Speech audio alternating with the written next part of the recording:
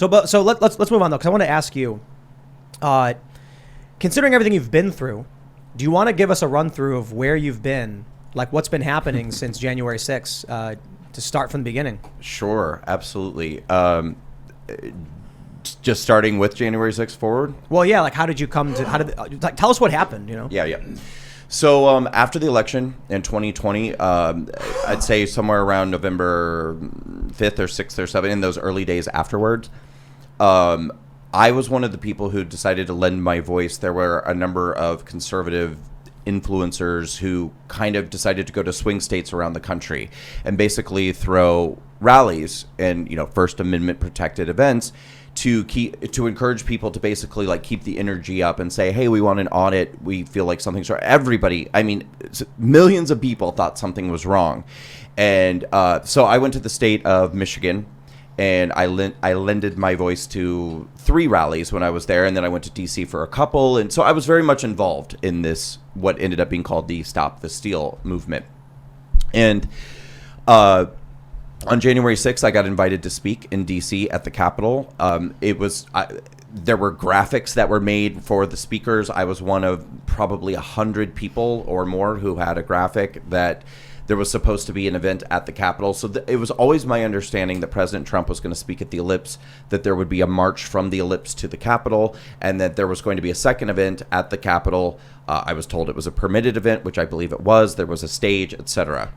And so on that day, everything sort of unfolded for me exactly as I was told that it would. President Trump said, now we're all going to march peacefully and patriotically to the Capitol, and I'm going to join you there. So I started heading to the Capitol on the DC Metro for my speaking engagement. And as I was arriving at my stop, I started getting some text messages on my phone from people who I'm friends with or work colleagues of mine who were at home throughout the country watching on television saying, we're hearing on the news that people are going inside the building.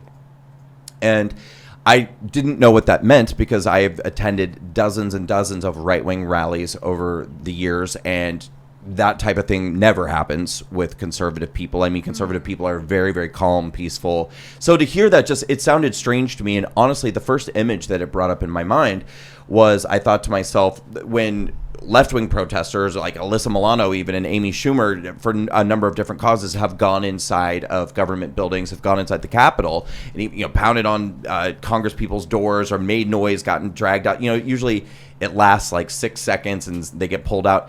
And the other thing that I thought was that I was envisioning in my mind like maybe a dozen people. When they're saying people are going inside, I thought like, a few people went inside to be like, we want an audit, and they're going to get pulled out and whatever.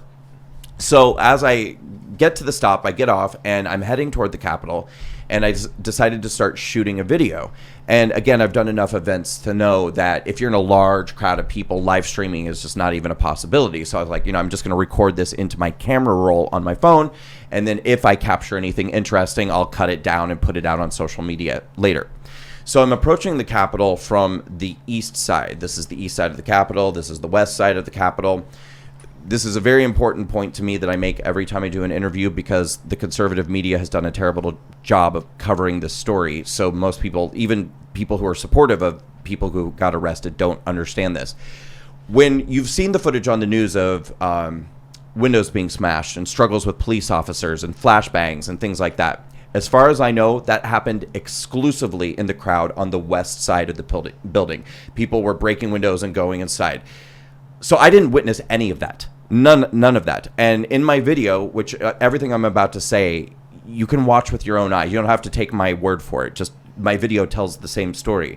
I started shooting my video about 3 blocks away from the Capitol and just took one long continuous video. As I'm entering the East Side Capitol grounds, what you'll see in my video is that there are 0 police officers. Not a couple, not a dozen, 0 police officers.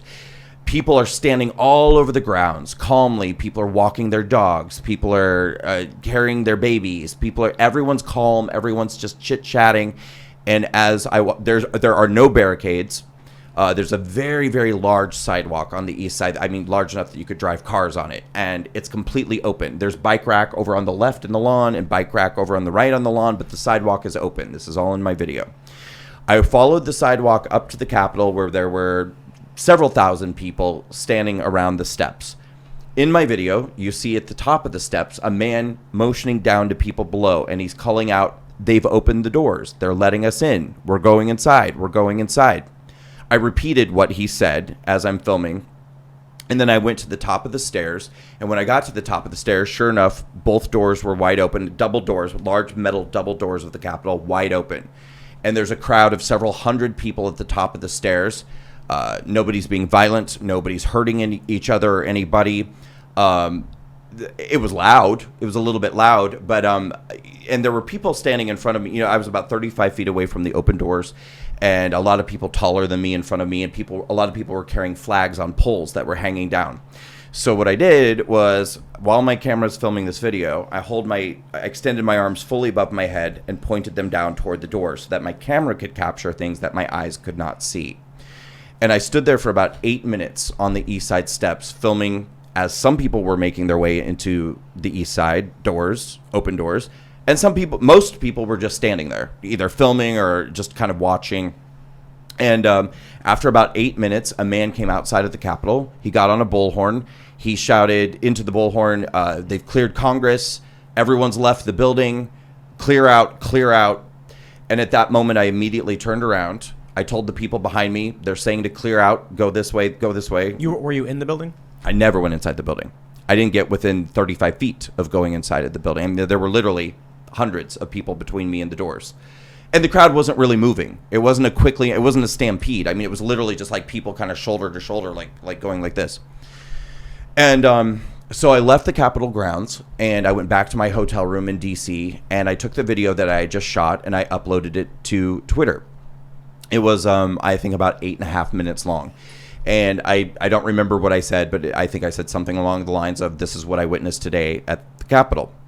Now, at the same time that was happening, I started to see this energy changing on Twitter, where I was starting to see all these conservative talking heads expressing like, "Oh my God, we're so ashamed of what happened at the Capitol today. We're so embarrassed. Oh, this is just the worst thing that's ever happened." And I thought that what I had witnessed with my own eyes and what I experienced, I thought that was it. I thought that was the Capitol breach. And I'm thinking to myself, you know, it might not have been like our finest moment, but I was like, you know, the doors were open and people were walking in, and, you know, I don't know, maybe they shouldn't have gone inside, but I'm thinking this is the most embarrassing thing that people have ever seen. And so I made a few comments, you know, saying things like that I was not going to, you know, to speak against the people at the Capitol like all the other conservative talking heads were. I said these are people that are desperate to be heard. Nobody's listening to them, you know, and basically the comments that I was making made it sound like I was in agreement with whatever had happened at the Capitol. About an hour after I uploaded that video and had made a couple of comments, I turned on my TV. And when I turned on my TV from my hotel room, that's when I started to see images of people smashing windows and struggling with police officers and stuff. And I was really shocked, really, really shocked. And I was just like, what is this? I couldn't even understand what I was watching footage of. And when they were saying this was what happened at the Capitol, I was thinking, wow, okay, something went down today that was very different than what I experienced. And I instantly knew that people were going to associate me with that if they saw my video or they saw my comments, and that no one would be able to distinguish, and understandably, no one would be able to distinguish, I wasn't there, I was here, that was going on here, I was there, you know. So I took the video down. I took all my tweets down for the entire day, even the ones I'd put on before I went to the Capitol. I was just like, I don't know what happened. I have no clue what happened at the Capitol and how bad it was. So even the comments that I made, you know, at 8 a.m, I just don't want to be associated with whatever this is in any way, shape, or form. So I deleted the video, took the tweets down, and honest to God believed that that was the end of it, and flew home the next day. And people started asking me right away, was I worried? Was I concerned? Because even though my video had only lived on Twitter for like an hour or two, it had already been copied by numerous Twitter trolls. So they were mass reposting my video and tagging the FBI and telling the FBI to come and get me.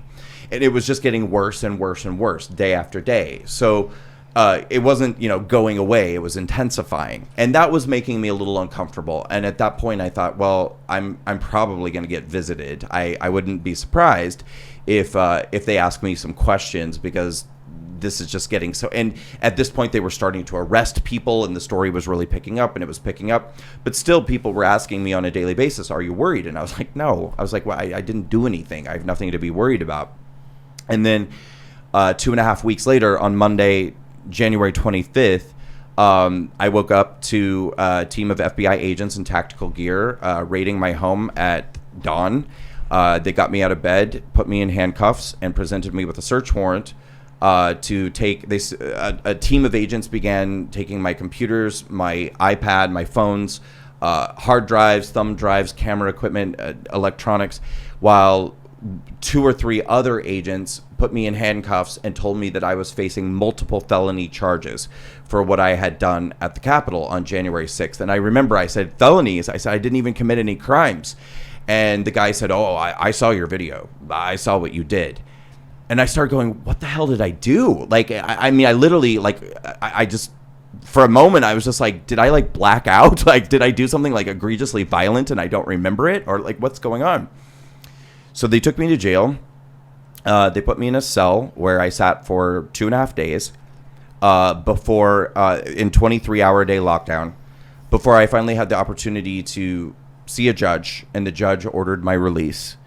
When the judge ordered my release, the next morning, I was able to speak with an attorney, and that's when my attorney, who became my attorney, informed me that I was being charged with 2 felonies and a misdemeanor. So the first felony was knowingly occupying restricted grounds. And this word is very important to them in all of these J6 cases. Knowingly. Everyone knowingly was somewhere where they weren't supposed to be, and we chose to do it anyway. And so I guess by standing on the Capitol steps during a protest, I was in a restricted area, and I knowingly was in this restricted area, and they were charging me with a felony for that. And for the record, as far as I know, I am the only person who got charged with a felony for being in the restricted area. Even people who went inside the Capitol were getting misdemeanors for parading in a restricted area or occupying a restricted area. But I got a felony for being on the steps. Then they charged me with a misdemeanor of disorderly conduct with an intent to disrupt a hearing before Congress. And the other charge was a felony of impeding an officer in the line of duty. And I said, what is this? And it was explained to me, in your video that I'm shooting like this, of doors that are 35 feet away from me with hundreds of people between me and my camera, there's a moment where one Capitol police officer comes to the open doors, the door frame, and when he gets there, somebody near him grabs his plastic shield out of his hand. And when that happens, a number of voices, hundreds of people all around me, a couple of voices in the crowd, you hear one shouting, take the shield, and someone else is shouting, take it. Well, the FBI says, you're the person shouting, take the shield. And, you know, you're this influencer with with a big following, and people listen to you, and you have this influence. So by you shouting, take the shield, this is an egregious act of encouraging a crowd to impede an officer. And so they charged me with a felony. And so that began the process of what was a year-long nightmare of trying to find some sort of resolution in this case. What ends up happening with the charges? Long story short, after a year, I took a plea deal. In the plea deal, now you have to understand, too, that in addition to what I was already facing, the DOJ repeatedly messaged to my attorneys and to me that they had not yet charged me with felony obstruction of Congress, and that this was a charge that carried 20 years. They said we could, but we've chosen at this point not to do that yet. So to me, it felt very clear that if I chose not to take the plea deal that they were offering, that I would be facing the 2 felonies that they were already charging me with, and that they were going to add a 3rd felony of obstruction of Congress, which carries 20 years. And when we see the way that the people who are going to trial, when we see the way that they're going, people ask me all the time, do you feel like you made the right choice taking a plea deal? And I say, well, you have to understand, the question was never how do I win and how do I lose? It was how do I lose the least? This was an unwinnable situation. So how do I get out of this and lose the least? You know, there was one guy who got acquitted on trespassing charges. That's true. He did. He took a bench trial. And the judge himself said, didn't know he was trespassing. Case dismissed. Right. Well, I think, and believe me, that sent me into a depression for a while and questioning again if I had made the right decision. But the key differences in his case and mine is that if I'm correct, I don't think he was facing any felonies. I think he was facing 3 or 4 misdemeanors, and it was a pretty clear-cut case that he had not committed any violence, vandalism, theft, or destruction. Same with me, but that he was accused of going inside, parading in a restricted area, all of these different things, and that he had a video that showed that there was a police officer who motioned him in. And at that point, the judge was like, well, you can't charge him with thinking he's in a restricted area when he has this police officer motion him in. I'm being accused of shouting, take the shield, right, which I can't disprove that I did. So, simply put, the violence and all of the chaos from that day, you condemn. Oh, absolutely. I always have. Yeah. From the very beginning. So how did it work out then with the plea deal you took? What happened? So in the plea deal, they dropped the felony charges against me. They continued forward with the misdemeanor charge of disorderly conduct with an intent to disrupt Congress. However, as a piece of my plea deal, it included a document that they call the statement of offense. And in the statement of offense, it was a condition that I basically confess to all of the things that they had originally accused me of. So the statement of offense says, I went onto the grounds knowing that the grounds were restricted. When I went onto the grounds, I saw the crowd struggling with police officers, and I encouraged the crowd to struggle with police officers. I saw an officer having his shield ripped away, and I shouted, take it, take it. They changed it from take the shield to take it, take it. To encourage the crowd to take the shield. And I told my attorney, I was like, I cannot sign this. I will not sign this. And so my attorney went back to them and said he opposes this. And they said, well, then he can go to trial if he has a problem with this document. So my option was take the deal as written or go to trial. And I took the deal. So what? So either lie or face a very serious... I'm not saying that. Oh, okay. So, okay. How did the sentencing go? What happens next? Do you go to the judge? So I pled guilty to the misdemeanor. My sentence. So they continued my case 5 times over the course of a year, which was devastating and excruciating. By the time we finally got to sentencing, which was almost an entire year, I was arrested on January 25th, and I was sentenced on January 24th of the following year. And now you have to understand, I have no criminal record. This is a Class B misdemeanor charge, which my lawyer said, this is akin to playing your music too loud. A Class B misdemeanor. Yeah. And the judge, real quick, driving on a suspended license is a Class A. Okay. It's a harsher offense. You get to a year in jail for that. Right. Okay. So Class B misdemeanor, which the judge herself referred to as a petty offense. I mean, it's classified as a petty offense.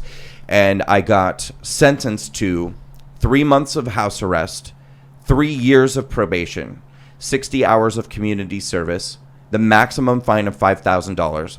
I was ordered to pay $500 restitution to the Capitol, although it was acknowledged that I didn't engage in any violence or vandalism or destruction to the Capitol in any way, shape, or form, and ordered to engage in court-ordered mental health services. So I had to go to a therapist, court-ordered therapist. And the government, the prosecution, actually asked for, during my sentencing, the right to... So I've already been sentenced to 3 years of probation. And the prosecution asked for the right to, as a condition of my 3 years of probation, that they have the right to surveil my phone, my computer, my email accounts, my bank accounts, and my social media accounts for the 3 years that I was on probation. But the judge did not grant them that. But they wanted it. They wanted it. So we're already doing that. What? Right. The judge was like, you don't need it. What is probation? What does that look like? What does that mean? Well, at this point, I'll say that I'm fortunate because I have a good probation officer, and I think I don't want to, she's never said anything to me to indicate how she feels about my case, but based off of the way she interacts with me, I get the indication that she sees the case for what it is and feels like she has better things to do with her time than be managing me on a constant basis. But what does it mean for you? Like when you wake up, you got to call them, or How No. strict is it? You want to go buy groceries? They're like, you can't have milk. You're gaining weight or something like that. No, I You mean, look good, by the way. Thank you. House arrest was like that. I was quite literally not allowed to leave my house for 3 months unless I was doing community service, which was restricted. I mean, it's 60 hours, so I had the option to leave my house for 60 hours to do community service. They give you an ankle monitor? I had an ankle monitor during that 3 months. And she would make routine visits to my house, and I did occasionally have to leave and do a urinalysis and things like that. Probation, now that I'm off house arrest, probation has not so far been particularly strict. She's gone above and beyond to make sure that I have the right and ability to travel as needed. She's not trying to restrict me from being able to move around and do the work that I need to do. In fact, the only real inhibitions that I might ever face is coming here to do this show or anywhere else I might need to go.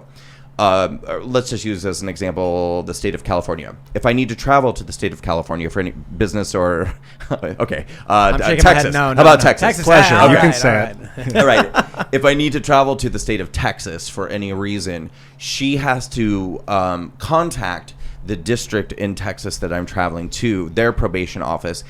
And then they have to, well, what's the purpose of his travel? What's he doing? Where's he staying? What's his flight number? Is he renting a car? What's the rental car information? So they have to gather all this information, and then they make a determination about if they have any issue with me traveling there or not. So it could technically happen, but so far has not happened yet. And I've traveled to a number of blue districts where so far no one has caused an issue. And in fact, I'll be going to Washington, D.C.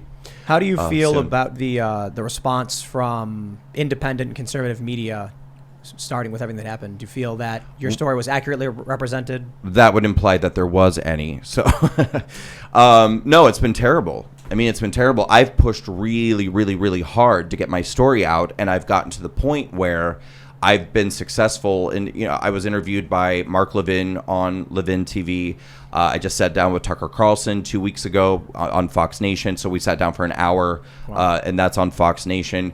But these have all been the result of me pushing really hard for them to tell my story. Very few people have come to me and been like, this story needs to get out. The people need to know what happened. I think it's more of like a snowball rolling down a hill, I hadn't heard much about the story at all. Yeah. And then we're hearing it now. I'm sure a lot of people are going to hear it, and a lot of people are going to want to know more, and there's probably a bunch of questions we'll have. I think more conversations will happen. Well, I'm incredibly grateful to you, and thank you for having me on. No, because honestly, as far as the internet goes, this is certainly the biggest exposure that I've had in terms of a podcast. No, I mean that. And I mean, honestly, if there are people out, I mean, look, if you started a podcast yesterday and you have 13, don't reach out to me, but don't. But I mean, for anybody out there who is a podcaster with a significant audience, I'm happy to come on and talk. We booked you the same as we booked anybody else, like normal. You know what I mean? There was no politics or No anything. debate. Yeah. No, it was just like, hey, Right. Brandon wants to come. I was like, oh, cool. What would you do different if there was like another, or what advice would you give if people wanted to protest legally at the Capitol and there was something akin to what happened? How would you have done it? How would you do it differently? And how would you advise people to go about that situation and not get into trouble, but still get the point across? Such a great question. So I think probably the biggest lesson I learned from this was two things. Number one, we do absolutely exist in a two-tiered system of justice. So if you are a conservative, you're under much more scrutiny than perhaps if you support the Black Lives Matter movement, or if you're a member of Antifa or a number of left-wing protesters who do this kind of thing all the time, like Jane Fonda, who stood exactly where I stood 5 Fridays in a row protesting climate change, and was arrested 5 Fridays in a row and had her charges dropped for all 5 times that she was arrested. So there is a two-tiered system of justice. So you need to be aware that if trouble breaks out, get the hell out of there as fast as you can, because you can find yourself ensnared in something unwittingly, and they're not going to let you off. I mean, their favorite thing in the world is to put out a headline that says, Trump rioter ...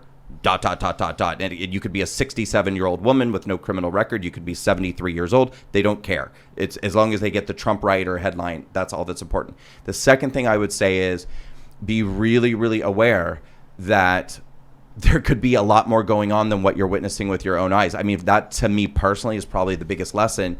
I didn't stop to consider that this is a 4-sided building with people on all 4 sides, and that there could be something much larger going on any of these sides than what I was witnessing with my own eyes. It's almost like the jurisdiction's so big it should be quadranted off so that you would only charge people in certain quadrants with activity within that quadrant. That would be fair. Like that's like a city block. You don't arrest a guy on the left side of the west side of the city block as what somebody on the east side did. That would be fair. And that's, again, to me, one of the biggest failures from the conservative media of not even I have made that point to people like Tucker Carlson. Brilliant people, Mark Levin, Tucker Carlson. Almost everyone I talk to says, wow, I didn't even think of that. And I'm like, yeah. I mean, there were you could be arrested on January 6th for being on Capitol grounds and throwing a gum wrapper on the ground and, get a littering charge. But you're still going to be listed MAGA rioter arrested on January 6th because you happen to be anywhere in the vicinity of that building and got arrested. I mean, I honestly do believe that what happened to me is absurd. But if they had come to me and said, look, you're a big influencer, you've got a large audience, we're charging you with a misdemeanor of disorderly conduct, I would have been like, okay, I mean, if you really feel like you need to do this, fine. But the idea that I was at one point possibly facing 3 felony charges for 8 minutes that I stood outside of the Capitol, holding a camera in my hands, they acknowledged there was never one moment where anyone said, we think you might have been violent. We think you might have been vandalizing. We think you might have been destroying property. They said from the beginning, we know you didn't do any of those things. But we do think that they said that they thought that was my voice. I don't believe that they thought that. But they said that they thought that was my voice. And that was the harshest thing. I mean, that was the biggest thing that I was accused of, was saying the words, take it, take it. And I ended up at one point almost facing 3 felony charges of that because on the other side of the building, crazy things were happening. They wanted to make an example, I suppose. Well, they weren't even, that wasn't even a secret. Yeah. In the 30-page sentencing recommendation that they wrote on my misdemeanor charge, wow, they said numerous times, you should read it. Oh, man. You want to know something funny? What? I got charged with I brought up the suspended license thing because I've been charged with a Class A misdemeanor once. You know my penalty was? What? It was, I think, a $150 fine. That's it. Well, good for you. And they said my fine's bigger than your fine. Well, no. My point is the absurdity of what you went through on a Class B disorderly conduct. Yeah. So when I was, I think I told the story before. I think I was 19 or 20. I didn't know that if you got 2 speeding tickets, they suspended your license. And I was going to fight one of them because it was bunk. It was a bad ticket. But I was like, it's easier just to pay it. And I asked a family member just to cover it for me instead of having to deal with going to court. I didn't realize that was an admission of guilt. I was like 19. And so then I'm driving back from Colorado. I get pulled over. The cop says, you're under arrest, suspended license. And I was like, what? I was like, I was in Colorado. I just got back. I had no idea. And they were like, tell it to a judge. So I got I-bonded. They didn't even arrest me. They take me out of the car. They say, you've been formally arrested. Here's your ticket. Here's your court date. That's it. I went to court. Prosecutor said Class A misdemeanor, 1 year in jail, $2,500 fine, maximum penalty. If you plead guilty, $150. And I was like, okay, so that's it. And it's the longer story is like I told the judge I was being coerced because they were threatening me with a year in jail, and then he told me to get a lawyer. Talked to a lawyer. Ultimately, I said, I guess I'll plead guilty. And they said, $150, you can pay it right now and you're done, and this is off your record. And I was like, wow, for a Class A misdemeanor. Tim's like, I could make way more than that in the year that I would be in prison. Right. But the reality was, exactly. A year in jail was never on the table. No judge or jury would sentence someone to that, right? They always try to scare you with the maximum. But a 30-page sentencing recommendation on a Class B misdemeanor? Oh, yeah. Something doesn't add up. No. And, they went through my social media. I was actually going to bring this up earlier when you were talking about people taking your video clip out of context where you were talking about the weapons and stuff. Nukes. I mean, imagine if it wasn't left-wing trolls, but the Department of Justice that's doing that to you, because that's literally in my 30-page sentencing recommendation. And again, people can look this up for themselves. It's all over online. A number of times they went through my tweets and things like that, and they would take words out of different tweets and string a sentence together. Like, I'm not making this up. It's in there. Like, one of the sentences in my sentencing recommendation, because they wanted me in prison, by the way. They wanted prison time for my 8 minutes outside of the Capitol holding a camera. And one of the things that they said was, if you look at Mr. Strzok's Twitter, he tells the patriots that we are in a civil war and that we've got to fight back if we don't want to. I mean, literally, these are all from different tweets. and they strung together a sentence. Yeah. The Washington Post, look it up. The Washington Post did a story saying MAGA influencer was calling for a civil war about me. It's a story about me calling for a civil war. I'm like, I was on the steps with my camera, but that's what They this just did is. it to Trump. These You are saw- press releases. You saw what they did with Trump. He retruthed someone who said civil war, and they were like, Trump calls for a civil war. Yeah, It's that's like, Right. It was probably me. No. Washington Post, it says January 6th influencer. Oh, they changed the title. First, originally said Brandon Strzok, Stuart Rhodes both call for civil war, quote. And then when you go to the website, they change it. Jan 6 influencers call for civil Oh, well, war. that's better. Yeah. Okay. They realized. Here's No the news- defamation now. Here's the news story. Donald Trump retruthed someone who said the word civil war. That's the story. That's it. If you didn't say What you can infer from that is if you didn't call for civil war, is this a defamation case? The Washington Post claiming you did? The tweet that I put out that they got that from was me saying, make your peace right now with the fact that we're in a civil war. I said we didn't want it and we didn't call for it, but they've started it, something. Now, I want to even clarify that statement. When we talk about a modern civil war, we're not talking about people grabbing their muskets and going out and going to the battlefield or something. I'm talking about being banned from, like I have been banned from using PayPal, Venmo, Stripe. I'm not allowed to send funds back and forth. People are literally having their bank accounts shut down. That's what a modern civil war looks like. It looks like when people have a political ideology and they control all the technology and they're preventing people from being able to exist in the digital space. That, to me, is what a modern civil war looks like. Thanks for checking out this segment from the Timcast IRL podcast. If you want to watch live, you can check out this channel Monday through Friday at 8 p.m. And don't forget to smash that like button, subscribe to this channel, and if you want more unfiltered and uncensored content with all of these guests, go to timcast.com and become a member. All of these guests you know and love in exclusive segments on our website where we are unrestricted in what we talk about, so you'll definitely not want to miss it. Thanks for hanging out. We'll see you all next time.